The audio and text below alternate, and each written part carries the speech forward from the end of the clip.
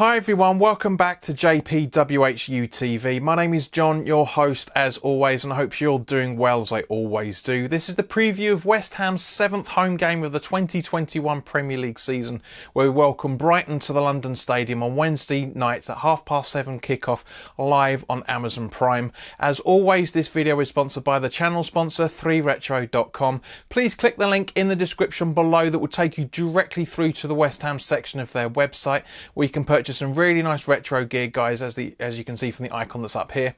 I appreciate that the animation's a couple of years old, but you get the general idea. There's also Admiral and Umbro Clout and Blue track jackets, polo shirts, sweatshirts and t-shirts, so go check those out. Any purchases made through the link in the description below, the commission that the channel would normally be getting, I'll be sending directly on to Iron Supporting Food Banks, the charity in the Newham area that are helping those in the Newham area that are reliant on food banks to help them get through, especially now the temperature's really dropped. So go grab yourself a really nice retro shirt. Depending on what you're purchasing, you'll be saving between 5 and 15 quid in comparison to the club shop, and you'll be also helping those that are less fortunate than you and I.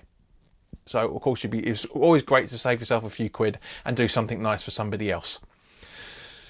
Now let's talk about the officials. The referee for this game is Chris Kavanagh. His assistants are Dan Cook and Dan Robathan. Not a great idea from the Premier League's point of view, having two Dans on either side of the pitch. But yes, Dan, what's going on? Yes, Dan, I need to talk to you. No, not you, Dan, the other Dan. Little bit of small thinking, shall we say, from the Premier League on that one. The fourth official, it seems he's had an upgrade from VAR just for stuff that you can actually work on, which is Andre Mariner. The VAR is Jared Gillett and his assistant is Neil Davies. So yeah, could be worse, quite frankly. We could have Andre Mariner actually being the referee. Brighton have only been in the Premier League, as we all know, since the 17-18 season, so we've only played them 4 times at home prior to this game, and so our last 4 against them at home, we've won 0, drawn 3 and lost 1. David Moyes has faced Brighton as a manager just twice, both the times with us, and as we all know, both of those games were draws. Brighton are 9th in the table after 13 games with 4 wins, 6 draws and 3 losses, scoring 12 goals and conceding 14. So they're on a minus goal difference of 2, but they are on 18 points. Graham Potter has used the 3-4-3 and 3-5-2 in 4 games out of the 6 away from home, and as he's either adapting to his opponent or doesn't know his best style. It is one of the two. I can't really fathom which one it is as yet, but we'll talk about that in a few minutes. Their away form so far this season shows they've won 2, drawn 3 and lost 1, with a average points per game tally of 1.5. They've scored 6 and also conceded 6 away from home as well. On average they score 1 goal per game and concede 1 goal per game, hence 6 goals and 6 for and against.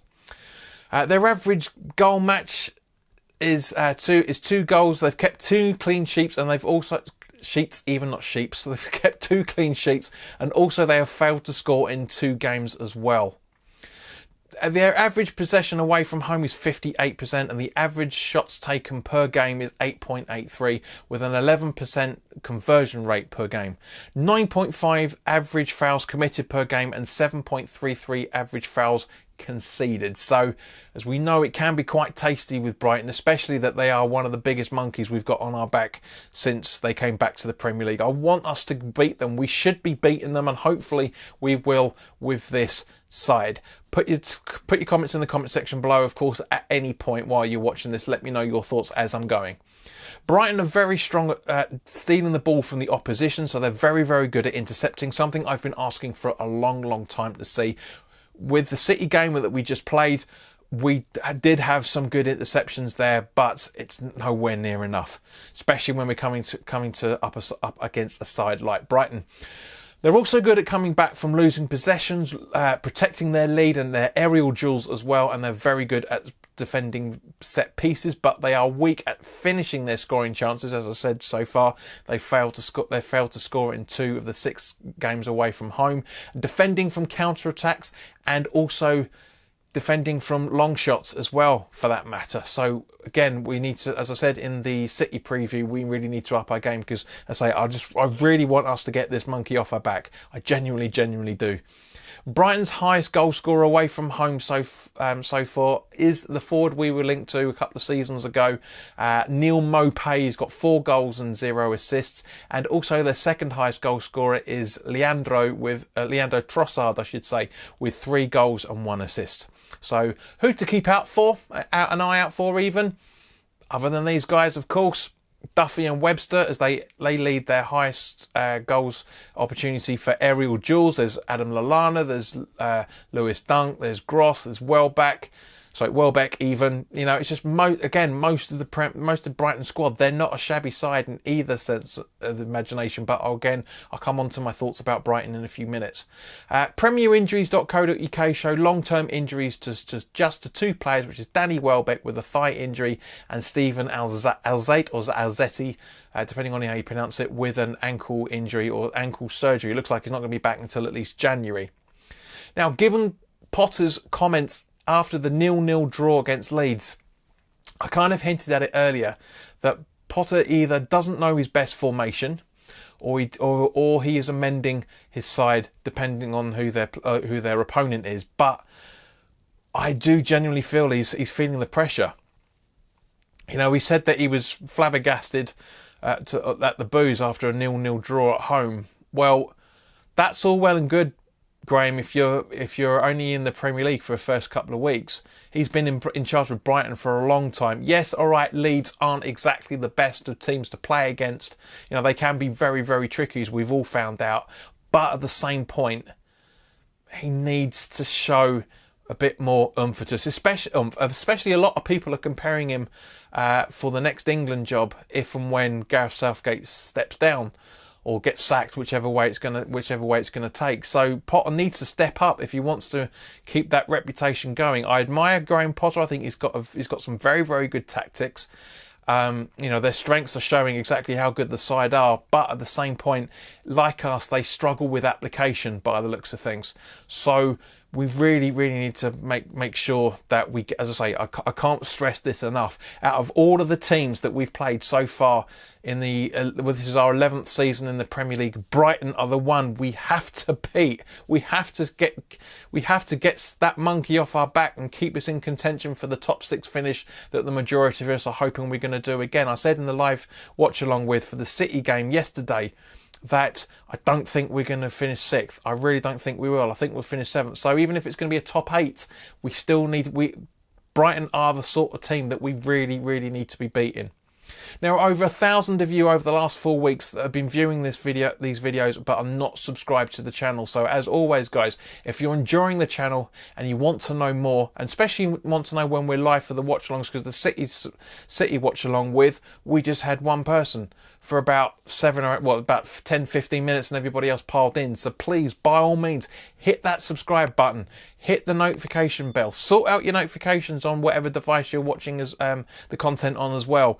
So because so you get to know when new content is going up, both recorded and also live content as well. I am planning to do more live content once December settles down, because as we all know, guys, this is an unbelievably busy week and busy month that we've got. You know, that we literally played City yesterday. We're playing Brighton on Wednesday. You know, we've got Chelsea at home at the weekend after that as well. Plus we've got the Europa League game the week after. It's just it's bonkers. We're going to be trying to do as much as we can on this channel as usual, but guys, this is going to be very, very tricky. Obviously, of course, being in a relationship now, I can't do every single watch along. We won't be able to do the New Year's Day one for obvious reasons, but I will be giving my full-time thoughts to every game we don't do watch alongs for, as we're currently doing. Now, turning to West Ham, I'm so proud of how the players performed against City. Yes, all right, we could have done better. I know there were calls for once Lanzini replaced Benrahma for him to be starting more, because he scored that late goal as he did against Spurs last season. However, I'm not really convinced yet. I'm not convinced Lanzini's got a full 90 minutes in him yet, and I still don't. And I think Moyes is thinking the same thing. It was a concern when Creswell hit the post with his mid to lower the back, causing Soufal to replace him and played at left back. And Soufal did very, very well at left back against City. All right, City weren't exactly at the races for a lot of it, but at the same point in comparison to how they usually are playing at home. But yes, okay, the snow made a big part of that, but as Pep said afterwards, it was the same for both teams, so can't really use that excuse really. But Moyes said after the game that that Creswell is okay, so hopefully he'll be all right for the Brighton game. Now I don't think we should make any changes, but guys, by all means put your comments in the comment section below, but this is the starting 11 that I think we should be putting out with. Fabianski in goal, with a back four of Johnson, Dawson, Zuma and Creswell. Souček and Rice in the defensive midfield positions, with Bowen, Fornals and Benrahma in the midfield, with Antonio up front. So guys, thank you very, very much for your time. As I said, by all means, please put your comments in the comment section below. Let me know if you agree with the starting 11.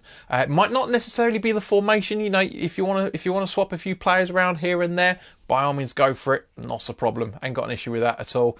But as I said, guys, we will be live with the we'll be doing a post-match review, the full-time thoughts after the game, of course, because it'll be very, very late on Wednesday, and of course we've got the preview for Chelsea game coming up as well, so look out for that. We'll have the preview for the Europa League game as well. That I'm really, really looking forward to. We've won the group with one game to go. Hopefully some youngsters will get a call out, but we'll talk about that later on in the week. As always, guys, look after yourselves. Look after yourselves. Have a fantastic week. And well, you guys will be seeing this on Monday evening. So by all means, guys, have a fantastic week, and I hope to see you really, really soon. And I hope if any of you have been snowbound, if you're up in Newcastle, Manchester, certain parts of Essex, I hope you're all keeping all right. But in the meantime, look after yourselves, take care, and I'll see you soon. All the best.